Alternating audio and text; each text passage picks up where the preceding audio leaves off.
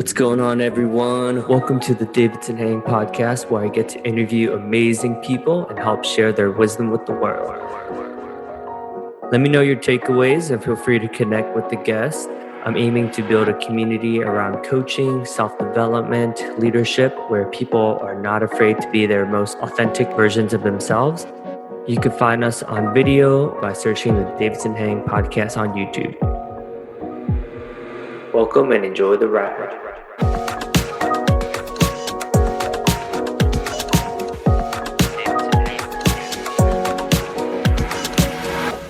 Hey, what's going on, everyone? I'm excited to bring to you Leah Smart, who runs L&D. She's an L&D partner at LinkedIn, and she's also the host of In the Arena podcast, which is a LinkedIn-sponsored podcast. And yeah, I think you're just a fascinating person, and yeah, you're practically famous now. I saw that Ariana Huffington did your post, right? I was like, whoa, that's like the big leagues.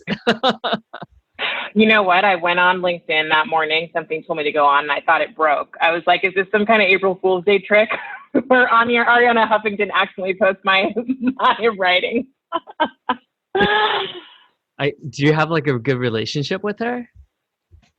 No, I've never met her, never interacted. This was she didn't even tag me in it. I just happened to, I literally had this instinct to log on to LinkedIn, and I saw that. I was like, what is going on here?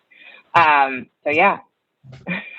I feel like that's the cool thing about LinkedIn. You never know, right? Because I feel like I always forget the reach that LinkedIn has. And then when things like that happen, you're like, whoa, okay, I get it. Yeah, and there's a whole backstory behind that I can tell you about later. That's more woo woo, but yeah, kind of strange that happened. I like the woo woo. I feel like the cool thing with you, Jackie, and it's pronounced Stefan, right? Or Stefan? Mm-hmm. Yeah. I feel like you Stefan. You guys marry, and Stefan, you guys all marry, you have a good balance of the woo woo, but then also the practicality and the business sense, right? I feel like, I can only speak for, some of the folks in accomplishment coaching, and, sometimes coaches go on the side of and then you're kind of all right, but I feel like you guys both all have a pretty good balance of getting shit done and laws of attraction and stuff like that. Yeah, it was a difficult process to figure out what the right balance was, especially in the corporate environment. So Jackie and I, who co-host the podcast with me, spent time just saying I was saying to her, I remember can I talk about spirituality on this podcast? Can I say the word, the trigger word spirituality, and not pretend it's just mindfulness? But it's really, I agree. I think there's, I certainly consider myself to be someone who practices spirituality constantly, but I'm also someone who's greatly benefited from consciousness and working with the brain and the mind. But I like studying ancient spiritualities and finding ways to connect with, God, the creator, light, whatever you want to call it, your higher self. But I also recognize that we all kind of need to be brought along in that process and find what works for us. Yeah, I feel like I was always behind on the spirituality game. I felt like I was always good about the self and the others, but when it came to the universe or whatever you want to call it, that was always what was lacking for me. And I think sometimes I still have that, where that's the one area where I could tap into more often. So it's been. I saw it as when I started doing it, I'm calling it modern spirituality now in the last 5 minutes since you and I started talking about what I'm doing. But I realized it's sort of like how I feel like when I was a kid, people used to talk about magic. It was if you don't believe in magic, you won't see it. It's sort of the same thing. It's I noticed for myself in my journey, I missed a lot of the opportunities to see the magic of the universe or the magic of, the creator or the source, people call it many things. But when you don't open your eyes to it, you kind of miss it. And then you find yourself, or I found myself believing maybe it wasn't there. But as I opened my eyes to it, I started to see it everywhere. That's awesome. So I'm sure is Yeah. what kind of like what are some of your favorite books that you would recommend in that realm? Yeah. So um, one of the most recent, well, actually, no, I won't say most recent. Actually, I'll tell you about a most recent book. There's one called The Sacred Enneagram. Hmm. And I don't know if you've taken the Enneagram, Davidson, but I highly suggest it. What number are you? I'm definitely a 2 and 3 wing. Uh, Amazing. Okay. I'm a 7. And so you're the helper. Mm. I am the enthusiast. I could totally see you being the helper. Um, I can peg. You're not supposed to even type your friends or anyone you know, but I can peg a helper in like 2 seconds. So my argument with Jackie is that she thinks she's a 2 and I think she's a 1. What's the one again? Is that the individualist? Which one's one again? It's the reformer. Ah, reformer. Huh. I think it's a reformer, or is it the perfectionist? I always go back. I always forget that. But essentially, the one is characterized by people who think that there is a right or a perfect way to do things. They tend to be people who want fairness. They follow the rules. Yeah, Um, I can see that. yeah, right. So help me prove it to her. I'm like, you need to retake this test with adult supervision from me. but but the book is called The Sacred Enneagram, and it's about essentially the way that the Enneagram is talked about today. Is it's a very psychological conversation where it's sort of like the Myers-Briggs, and you say, oh well, I'm an ENFP, I'm a type 7 or type 2, and then you stop there. This book is about how we find the way home, as he puts it, through spiritual practice by accessing what our Enneagram type needs. So that's a recent one that I loved. It's secular, spirituality. So it's not about a religion. It's about a path to your higher self and to the universe. And then another that I love, I study Kabbalah. I studied it for about 9-10 months now. And it's called the Power of Kabbalah. So pretty straightforward. But it's been a really incredible journey to learn about, again, just another path to your higher self, to higher consciousness. For those of people who aren't as familiar with Kabbalah, how would you describe it? Yeah, so it's interesting. I have a lot of Jewish friends, and so it's funny now because I'm like lighting the Shabbat candles and talking about the new moon, and they're like, "What are you talking about?" So we laugh about it because I've gotten really deep into this. But essentially, Kabbalah is an ancient tradition. It fell into Judaism. It used to only be studied by people who had gone deep into rabbinical studies and were over 40. I think they had to also be men. It was taught in very small groups. And then earlier in the 1900s, it was essentially brought into a public space where the Kabbalists, or some of the Kabbalists, decided, and it's called Lurian Kabbalah is the type that I'm studying, which is after Isaac Luria, who started to publicize Kabbalah. But and this was many years ago, centuries ago, that he publicized it. But recently, people have brought Lurian Kabbalah into more public spaces, and so they opened Kabbalah centers around the country.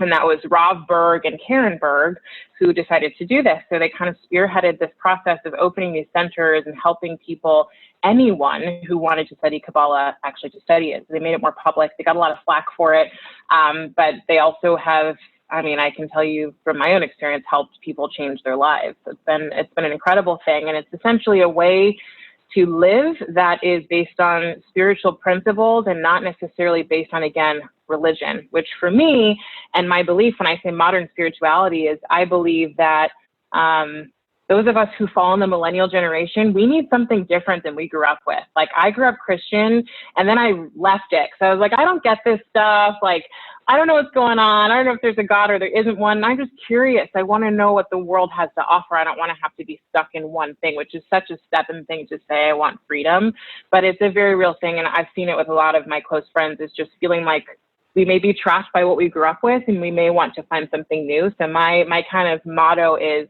explore everything, sign up for nothing. So that's been my path with Kabbalah, is I am exploring it, and maybe I'll explore it until, I don't know, till my life is over, and it'll just be my exploration.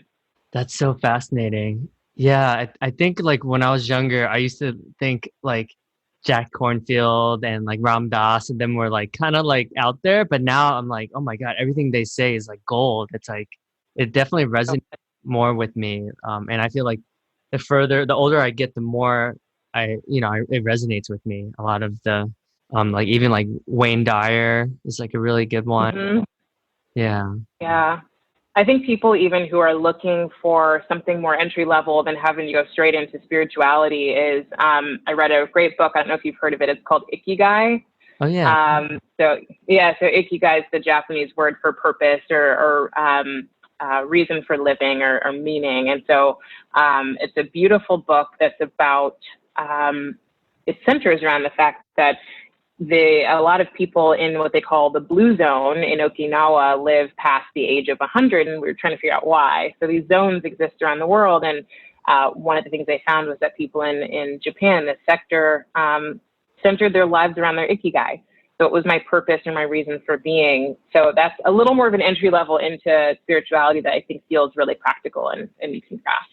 Yeah, yeah. I think a lot of us, especially in corporate America, like we tend to follow what the economy, what the world will pay us for, right? Our talents. And then so a lot of like more practicality aspect, but then the loving what you do part, I feel like is what's missing in Mm. America a lot of times. I think it's, people sacrifice it like, well, I have a family or, oh, I want to buy a second house or whatever it is. But I guess for me, like I definitely noticed that even a lot of my like, really wealthy friends like don't seem to like, they don't always, I mean, half of them do, but the other half like don't really enjoy what they do. Yeah, and it's I know points in my life where I've definitely made a lot more money and been a lot less happy, Mm. and so I definitely subscribe to we kind of set up this rule and this structure that you go to college or you graduate high school and you go straight into a job, and that job's going to carry you until you're 65 and you retire. And whether our parents were children of people who went through the Great Depression, many of them who are in America, so like the idea of being loyal and sticking to a job and working your way up and like kind of not complaining was one that was very real. So I see remnants of us. We are probably a little more rebellious, right, as a millennial generation, and saying like, no, we want purpose, we want meaning, and there's some real beauty in that. But I do think at times you're optimizing for one thing over another. So I think as long as you're consciously optimizing and you're saying like, I'm optimizing for money right now and I may not love what I do, but I need to optimize for money for my family, I think that's okay for a period if it's a must. But the goal obviously is always, optimizing for your own joy and general contentment. Yeah, it seems like you're very conscious as to like who you're being in the world and what you're putting out there in the world, right? It's sort of like you get what you give, right? Mentality. Yeah. I mean, I definitely have not been that way always. So I think, thank you for saying that. I think I am, and I think I'm imperfect too. But, my, my goal has been, and my belief has been that I can manifest and create the life that I want if and when I know my purpose, right? And I know my meaning. And, when I was working at LinkedIn in my early 20s and mid 20s and even late 20s, I didn't know. I didn't know the meaning or the purpose that I wanted to commit to and follow. I didn't feel anything deeply enough to go on that path. And so I found I was kind of just lost. Hmm. And that was hard because I was supposed to be happy, right? Like everyone says, oh my gosh, you work in tech, you work at the best company. And I love LinkedIn. Like I don't want to go anywhere. But at the same time, gosh, why am I not happy? I couldn't figure that out. And happiness is an interesting thing too. I don't think it's actually a real thing. I think we're looking for contentment and joy versus the spikes of happy and unhappy because our emotions do that all the time. But the general feeling for me was like, I'm not feeling that nice contentment of like saying, life is good and I'm full. So I spent a lot of time figuring out what was going on for me. And then to be honest with you, I feel like I really, once I got clear on how I wanted to change myself and then change the world, it was when things just started falling into place. Wow. That's awesome. Yeah, I think a lot of people sometimes do that later in life. So that's good that you did it relatively, or early in your career, right? I mean, you're still young, so Yeah. Well, I was forced into it, Davidson. So it wasn't a choice. I was so unhappy. I hated my job. I hated where I lived. I mean, I had so much hate, and like, it's so different than how I am as a person, like at my core, but I wasn't in touch with myself enough to understand what was going on. And it was really like, lost, not hate. It was lost. Yeah. yeah. But if you hadn't have gone through that process, you wouldn't be where you are today, right? So in a way, like Right. there, you can't really change it. It's more like just respecting that you went through this process. Yeah. Well, one of my favorite spiritual teachers is Marianne Williamson, and she, if you're familiar with her, she wrote a book called A Return to Love, but she also ran for president. She used to always say when I would go see her, people either learn through joy or pain, and I don't know anyone who's learned through joy. And so, I used to say, oh my gosh, that year was the hardest or worst year of my life, but it was actually the biggest growth year and the most transformative. It was the foundation for transformation. So, it is totally darkest before the dawn, but you get the dawn. Like, that's kind of the beauty of it. Yeah, she's awesome. I met her at the assemblage. I don't know. Have you been there? Oh, cool. I've heard of it. I haven't. My friend is trying to get me to sign up, and I'm just signed up for too much. But what It's have you done there? a pretty cool space. You would love it. It's like you go in. I remember like like the sound baths. I remember like Yeah. in and I got to play with that, and that was cool. They have a lot of spiritual teachers that will go there. Yeah, it's pretty interesting space. It's hard to describe, but you'll meet like Reiki healers, and you'll meet yeah, just really interesting people. It's like the community of like spirituality there.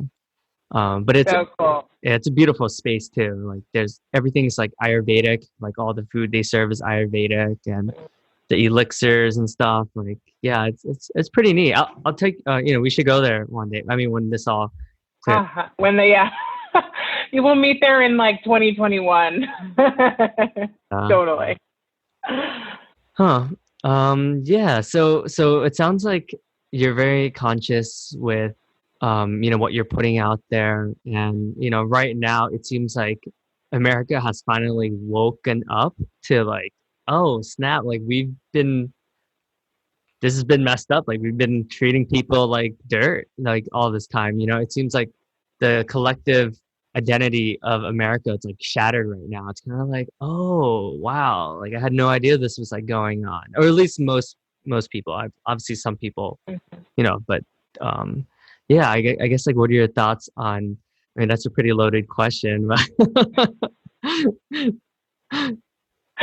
What are my thoughts on race or on social unrest? I mean, yeah, it's a big question. I am by no means an expert in what people are calling DEI I'm not an expert in politics or political history, but I'm certainly an expert in my own story. So I mean, I think we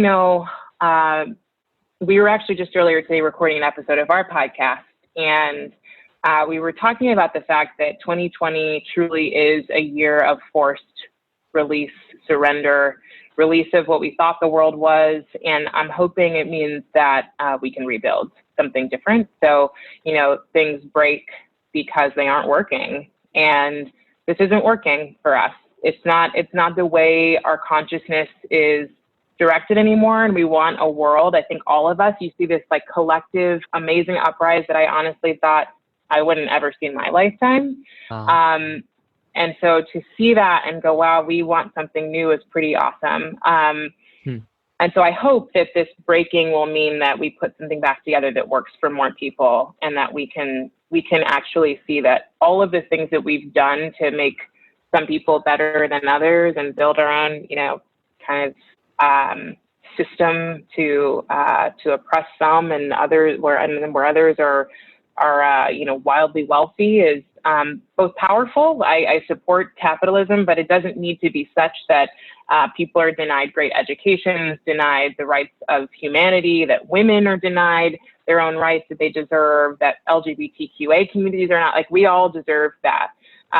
Specifically now, the unrest around racial injustice and the anti-Blackness in this country has been here for so long. And I remember, taking classes in high school and college on African American history.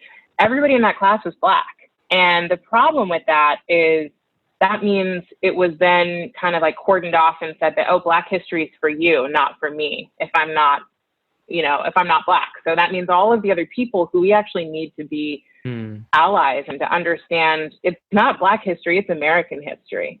And if you're living in this country and you're part of America and part of this country is an incredible place, then you've got to know what history looks like, So, for myself, just digging into, when I was younger, also digging into the history of the Japanese in this country, concentration camps, and, all of these things, World War II history, even outside of this country. I'm inspired by those things. I think that, for me, the experience of being Black in America has been an interesting one that I started to really unpack the last probably month and a half, like really unpack. It's layered, it's complex. We all have different experiences of it. But what I appreciate is, my dad and I had I still have a great relationship, and he's always been someone who I think kind of transcends that, right? And so my hope is that every single one of us, no matter who we are, no matter what body we're in, and how we may experience the societal rules that are set up that could hurt us, that we look at our bodies and our experiences as a vehicle and not a container.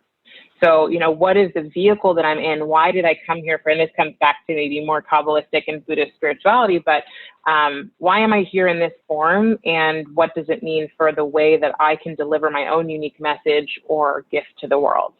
So that's something my dad really instilled. That was a mouthful. You asked a big question, though. And yeah, it sounds like, what do you mean by your dad transcends? I guess I'm curious about what you meant by that. Well, I think it's, so we talk a lot about the unlearning, right? So for this country, it's unlearning around anti-Blackness. Many people, whether they're white, Asian, Middle Eastern, whatever, the country is set up such that there's white supremacy and then there's anti-Blackness. And the idea is that there's this spectrum, right? And so if you're, the closer you get to white supremacy culture, the more you have to deny Blackness, the more anti-Black you may become.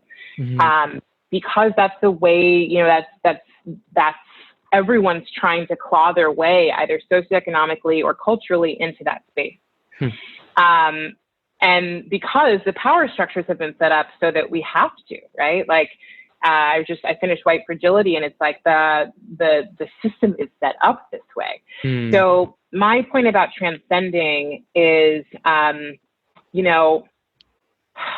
if there are white people today who are realizing that racism isn't a binary thing, it's not a yes or no, it's that, as Robin DiAngelo puts it in White Fragility, if you're white, you are racist. It's impossible for you not to be. It's just the continuum of where you are on the spectrum.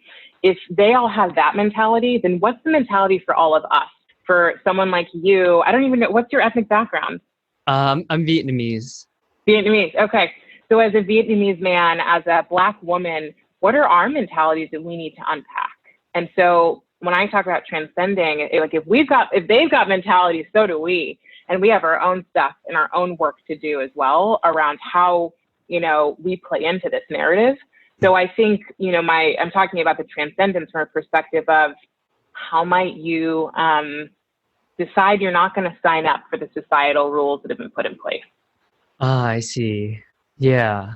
I actually just finished White Fragility as well. And I think oh, cool.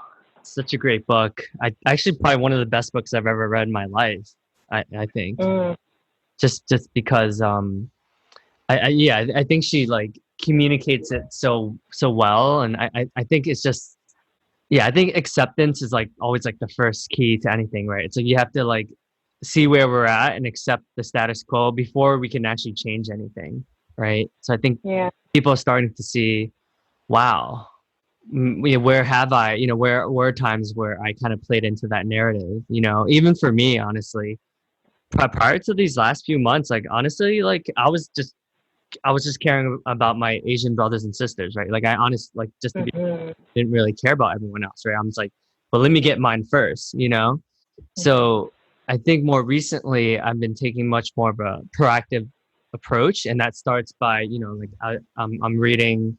I'm halfway through Martin Luther King's biography, and I'm reading Malcolm X's biography, right? So it's like I kind of like dabbled in it, like I was reading Muhammad Ali's and Arthur Ashe's, right? But it was still noticed like those chapters. I was kind of just like, ah, not again. You know what I mean? Like a part of me didn't see it as one, like I saw me as different, right? So it was just interesting to see who I was being about it versus like who I'm being about it. Mhm. So yeah, it's been interesting.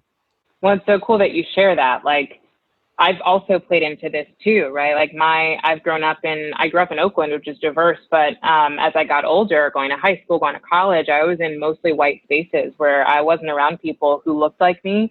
And even as a child, I shared this in our last episode, like I experienced bullying because of the way that I talked from people who looked like me because they thought I was too white. And it was like, I wasn't white enough for the white kids and I wasn't black enough for the black kids. Where do I go? Like, you're shaking your head like you've experienced this or you know it somewhere.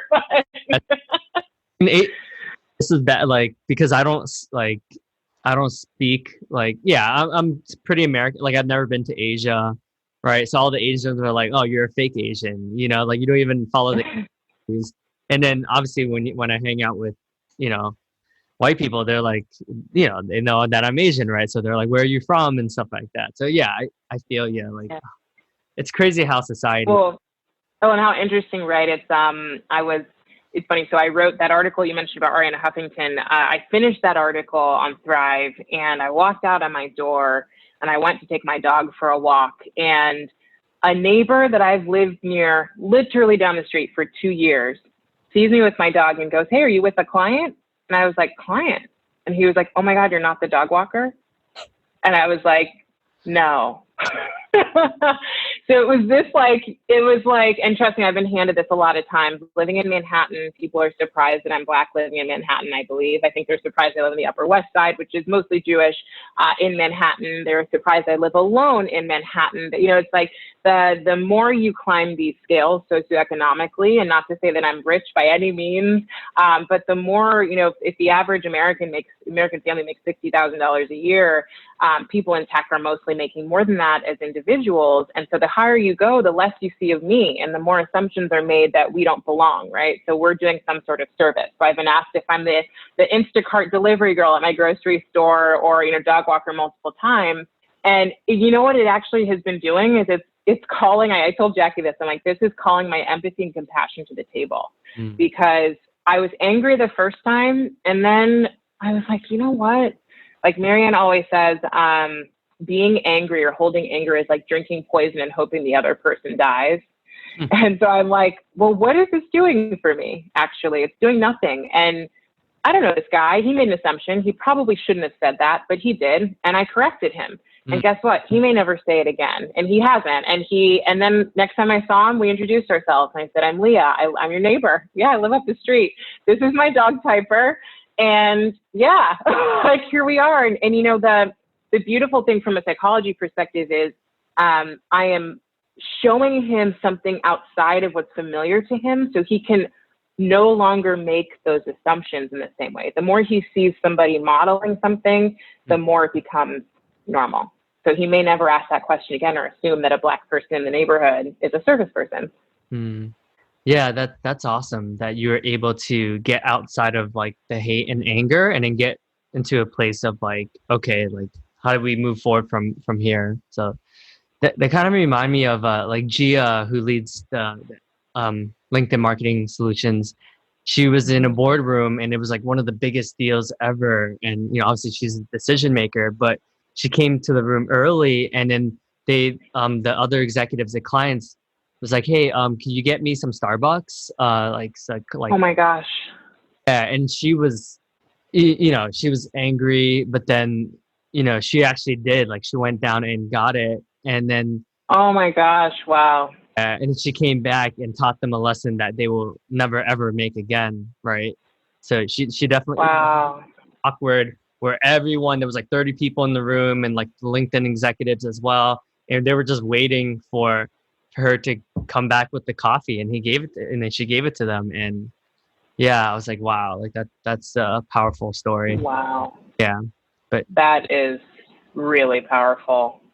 Well, and the more, representation, it's like kind of, I'm certainly not a D&I expert, but like, here's what we know for sure: representation matters. The more people see us in spaces, the less they assume that we're serving in some way, or we are junior, or, not the decision maker. Like, how cool is that? That then I kind of love that little like silent revenge story. Hey, guess what? I'm signing your check. Yeah, I went and got your Starbucks, but now you better sell me on this. She said it was like David said it was the most awkward, like 15 minutes, like ever, like just Oh, I bet. uncomfortable. But you know what? That's sometimes how the lessons get learned. Like, when you make assumptions, or they say that you make an ASS out of you and me. Yeah. Yeah. Reminds me of, I remember like we did a celebratory dinner once at my old company, Experian.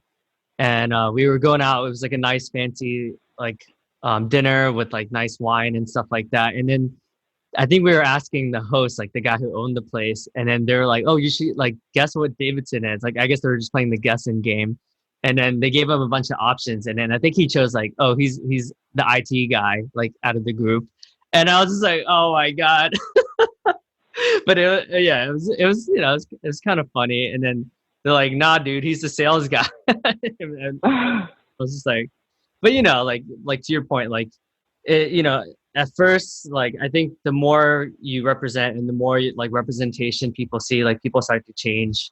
But it starts with like, in the beginning it is uncomfortable. I think that's why I'm more passionate, Yeah. a lot more diversity stuff, like being an ERG lead. Like I feel like I've grown more in the past like 4 months than I did like 5 years, like the past 5 years. Like, you really get to see a lot, like when you become like an ERG lead. And LinkedIn does an amazing job training us as well. Like, it's just like Yeah. on all the time. Yeah. Yeah. Well, what I'm proud of is like our, there's so much, there is certainly hate in this world, but there's a lot of love. And I think that a lot of the fear, I think a lot of the hate comes from fear. And so, when you see examples, I hope that most of the country isn't full of these overt and covert examples of racism. My hope is that these are pockets of our country where change is hopefully afoot. And I also believe that a lot of these people who may be feeling this way and are not happy with how the world is shifting, this is about fear. It's about fear of loss of power. It's about a fear of loss of control. It's about a fear of loss of what they maybe believed was their country and that their ancestors taught them. And so when you think about empathy, it's like, well, damn, if I were them and I were in their shoes and I had learned what they learned and grew up the way they grew up, what's the likelihood I'd be just like them? Pretty high. And so the question now becomes like, okay, how likely are they willing to change? And this is where personally I see the serious value in, change yourself, change the world. You have to do the inward journey. If you don't go on the inward journey, you don't have as much to offer.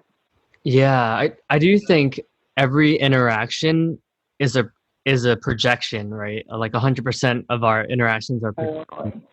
So even sometimes if I'm noticing I'm being like hard on, a partner or, my SD team or whatever it is, right? It's like, okay, like where can I own my part in it? And a lot of times like it's me, right? It's not them. So I'm much more aware of like how I'm being, especially if I'm like automatically judging them or, I'm automatically putting something in the space that might not have been there, right? Prior to me bringing it. Yeah. That's a great point. Yeah. Like, are you judging or are you putting something in that wasn't there or that doesn't belong there based on your own projections? I noticed for myself, like I've been on this, it's so funny. You said you've learned more in the last 4 months than the last 5 years.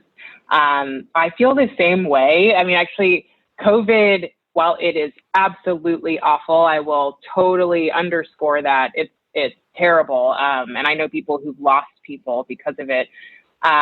For me personally, it's been a capacity builder. It's shown me like what I'm made of, and it continues to. And so I too have learned probably more in the last 6 months than I have in the last 5 years. In a lot of ways, it feels like growth just mashed into this 6 months, that almost 7 month craziness that our lives have become.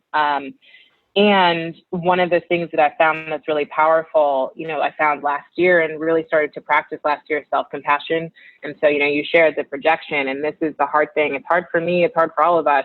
We're only as kind to others as we are to ourselves. And so when you're spewing a projection at someone, or when you get a projection spewed at you, or someone's mean to you or acts a certain way, just imagine how mean they are to themselves.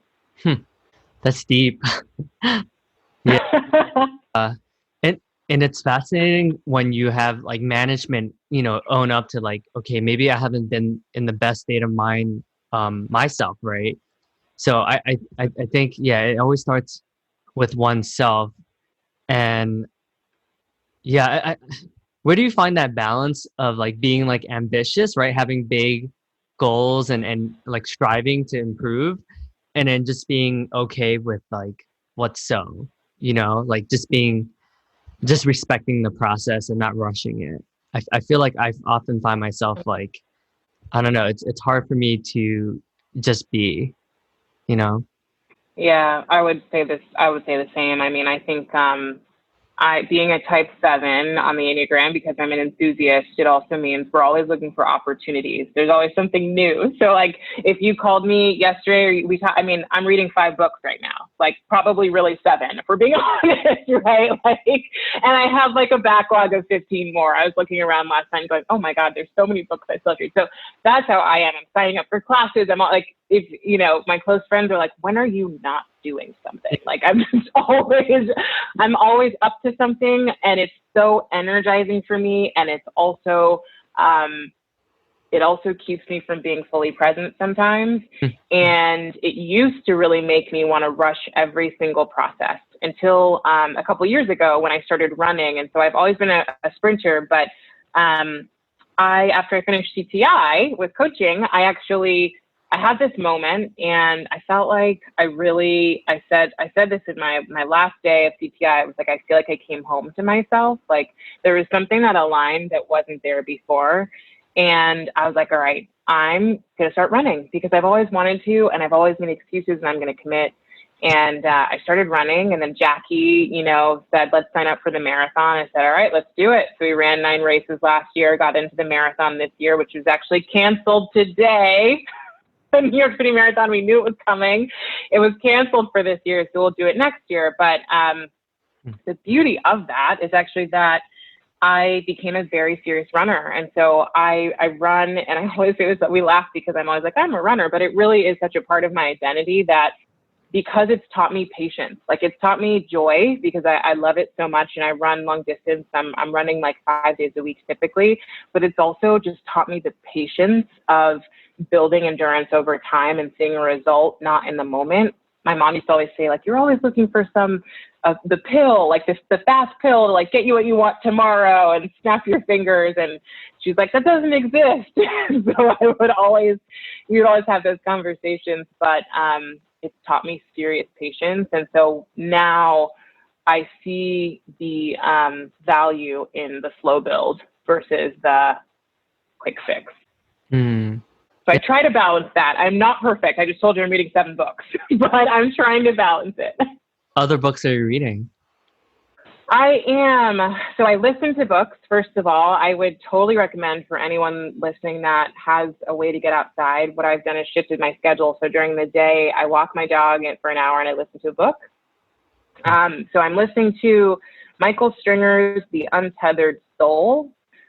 Really interesting book about consciousness and, obviously, as you can tell, spirituality. I'm also listening to Judgment Detox by Gabby Bernstein, one of my favorite spiritual teachers. It's all around judgment and what that's about. I am reading, so I'm reading a book by Mike Robbins called Nothing Changes Until You Do. Yeah. Really cool book, great guy. Yeah, we've become friends. He's awesome. I am also reading The Alchemist for like the seventh time. So I'm like, where is my bedstand? It's back there. The Alchemist, and I am also reading Seat of the Soul. So I picked that up and like flipped through. I'm reading another book by a woman named Maria Berg. She's part of the Kabbalah Center. It's called Rethink Love. So it's a journey of self-development, not necessarily around partnership, but around like how we grow and develop and love ourselves. I think that's the list for right now. That's I'm awesome. sure there's something else within. I think I think the guy who wrote The Alchemist just came out with a new book as well. Oh, really? Yeah, Paulo Coelho? That's cool. because he doesn't come up with, it's been a while, but I remember seeing that. Yeah, So there's my personality, I'm literally Googling it right now to order on Amazon. So this is how it works. I'm gonna stop myself, but that's awesome to know. the Mike Robbins conversation you had was amazing, actually. Like Oh, he's really good. Like I was like blown away. I was like, wow, like a baseball player? Like, all right. But he's a powerful guy. some stuff. So Yeah. yeah, Yeah, he's a great person for sure. yeah. I'm noticing a lot of the common themes is like finding like destiny, like soul searching, like a lot of like just finding like your purpose in the world. It seems like that's like Yeah. the common thread amongst a lot of the books you're reading. Yeah, I mean, Ikigai actually helped me sort of solidify why I believe this is so important and like why I love coaching. Is I've had therapists and I've had coaches, and currently I have both. I see the value in both, but I see my spirit, I see myself come alive when I'm being coached. Hmm. And I think a big part of that is that your coach is pulling you forward into the future, into the what you want. And so you're being magnetized into what you want versus being pulled back into what your past looked like. And both are important. And yet, Tony Robbins says the past is only your present if you live there. And so the question is like, how much time do I really want to live in the past versus be pulled forward? So in Ikigai, they talk about how there were two types of therapy that came around. One was brought forth by Viktor Frankl, who was in one of the death camps in Germany. And he used to have to make every day fun for his son while they're in the death camp. And I think it was 5 years he spent there. After he got out, he talked a lot about purpose and what it meant. And he said he created this style of therapy called logotherapy, which is really based on the idea that we kind of be pulled forward versus explore everything behind us. And so I'm really inspired by that. And I think we get pulled forward by our meaning and our purpose. And I think that's really deep within us. And I also think I personally am inspired by everything we don't see, by like the world that we can't see with our eyes and maybe feel with our hands and hear, but that is truly there. And like, that's what I call the universe. So I think there is something beyond what we just experience on a day-to-day basis that we can tap into. Yeah, I think yeah, it's interesting because I feel like there's a lot of people that probably practice a lot of like I call it laws of attraction type stuff, but they're like afraid to like tell people that they do, right? Just because I think there's or just kind of like, yeah, prove it to me. But I do think a lot of people actually practice it, but they just don't want to say because they think people might judge them and be like, oh, you're weird, you know? Yeah, I had, it's funny. My dad is really into this. And so he's sent me books by people who've studied the law of attraction for years. And when The Secret came out, whenever that was, I definitely grabbed the book and was interested. And I personally believe that it is real, that it is true. I also believe that sometimes we get in our own way when we're trying to attract something because we hold on to what we want and how we think we're going to get it versus holding on to what we want and releasing how it happens. And I think that's where people maybe get a little caught up in saying like manifestation of the law of attraction isn't real because, if I say I want a pink car tomorrow and I don't get it, then it can't be real. Versus we've got to go a lot deeper than that when we talk about manifestation. And, you know, earlier this year, I had gotten off of Instagram. So I went to Tony Robbins' event in 2016 at the end of the year to unleash the power within. And after that, I got off Instagram. I was like, I'm not doing this because all I do on Instagram is compare, compete, wonder why I'm not perfect enough. Why am I not in the Hamptons having a vacation in a gingham swimsuit by the pool?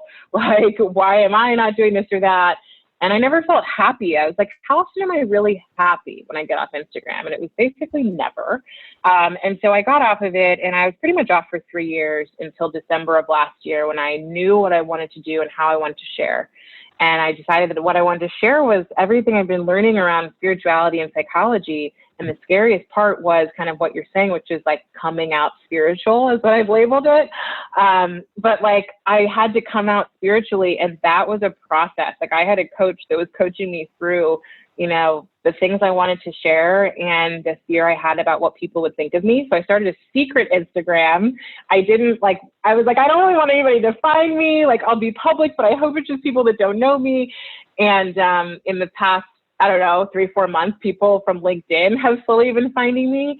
And it's been really great as I started to integrate more of who I am and care less about what everyone else thinks.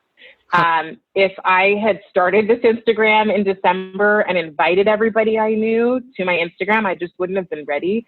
But this is part of the integration, meaning, and purpose process. It's like, I'm here to share my spiritual experiences, my path, my journey. It's my passion. It's my purpose. And for me to not do it would be totally misaligned. So now it feels great because I'm like, great, come on down, find me. If you like what I'm saying, fantastic. If you don't, unfollow me. Either way, I believe my message will hit the people that need to hear it. That's awesome. Yeah, I think Oprah's Super Soul Sundays is like what got me into a lot more of this stuff. Oh, She's amazing. Oprah is just like, she's just so funny and relatable, and she's so real, and you know, and she really is just able to be with like anything. You know, she's cool. What was your favorite? Can you think of like a favorite one that you've listened to? I remember she talked about one where it talks about how like we're reborn and that we all have like a different stages, and she's at like the levels. Yeah. I remember that one.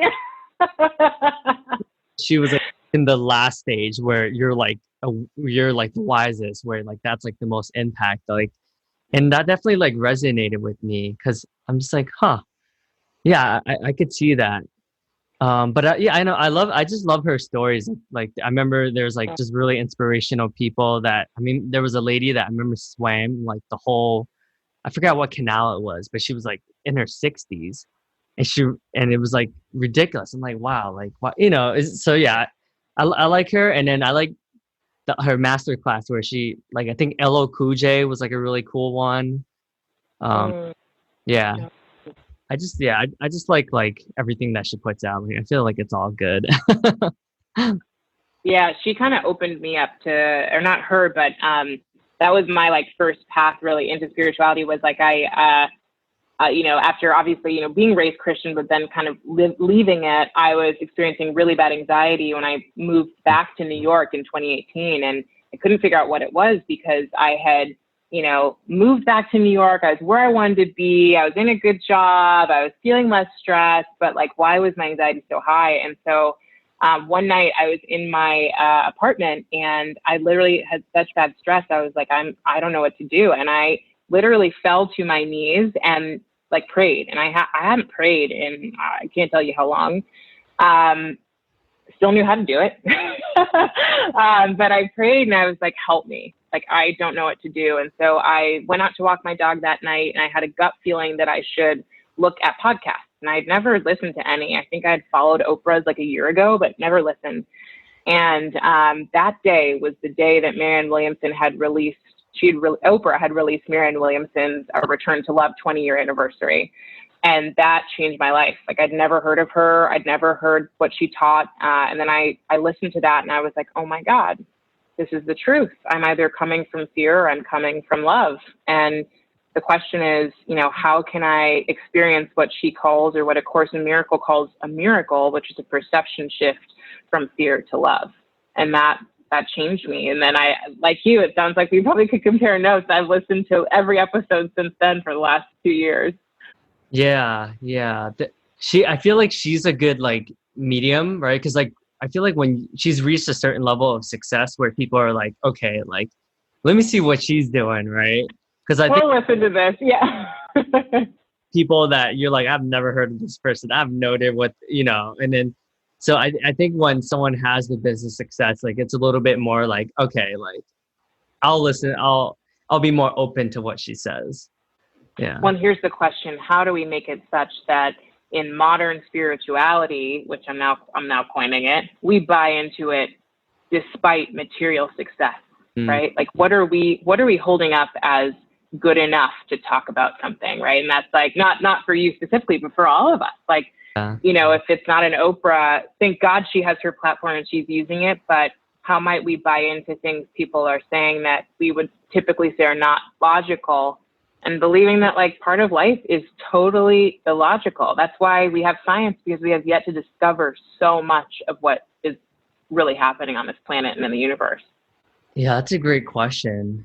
Yeah, I think people are starting to be more open to it. Like, meditation's becoming way more acceptable. I think companies like Headspace are reaching the masses via like corporate wellness programs. Like, I'm starting to see a shift, because I used to be like, I remember I did transcendental meditation, and I was like afraid to tell people that I do, TM.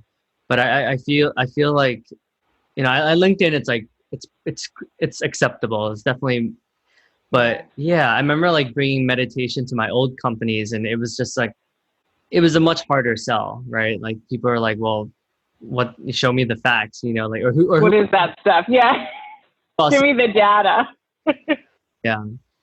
Yeah, that's a good question though.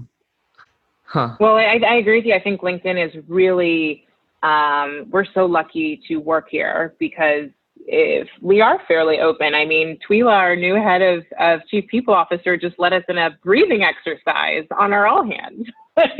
I mean, if that's not like a nod to, modern spirituality, as I'll continue to call it, I don't know what is. And that's pretty cool that she could do that. And we did it. And I love box breathing. I felt calmer. I don't know about you, but yeah, happy to see that.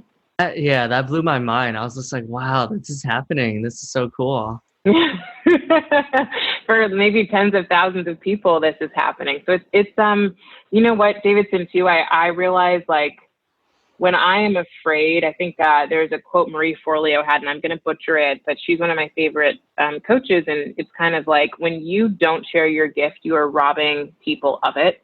And it was just such a different way for me to look at my own fears around coming out spiritual. I was like, oh, right, I'm robbing people of a message, because like, just like you and I are two different people that will be heard two different ways. And some people will relate to you and some will relate to me. But if I am so afraid I won't share, then I'm robbing them of it. And so it's like, that is what pulls me forward in my coming out spiritual, and my, looking at modern spirituality and trying to bring it more into the workplace and just into life and integrate it, is like, don't rob people of the power that we've accessed. That's a good point. Maybe I think you hit it. I think that's probably why I feel like I've been more in my element, because I'm sharing like the Asian American experience, like what it's like being Asian in sales, or so I think that's probably why I feel much more grounded and more connected, because it's from an authentic place, and I feel like it's a voice that's not heard very, very often.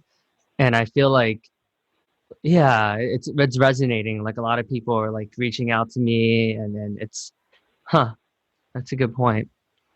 Yeah, it's like, maybe there was a conversation I was having with a woman who, she's her name is Michelle Tenzik. She has a cool background, and she and I did a talk about a month and a half ago, maybe.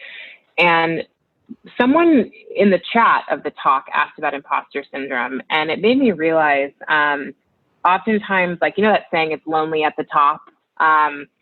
Just the feeling that sometimes, when not even at the top, but just it's lonely in new spaces sometimes, right? Like, the most interesting and entrepreneurial people are the ones that everyone says they're weird until they jump on the bandwagon with them, right? But there's that period of time where you're just the weirdo and people are like, what is this person doing? Like, what are they talking about? So maybe it's like, it's lonely on the sides, or it's lonely certain places. And I think, instead of feeling like you're the imposter, you can be the model. It's like the more we integrate, the more we become the model. And so something for me that's happened in the last month is just, I've gotten to integrate more of my experience as a Black American woman than I've probably ever really gotten to, because I've finally gotten to talk about it in public with my coworkers in a space where it was, not that it wasn't allowed to be discussed, but that it wasn't comfortable.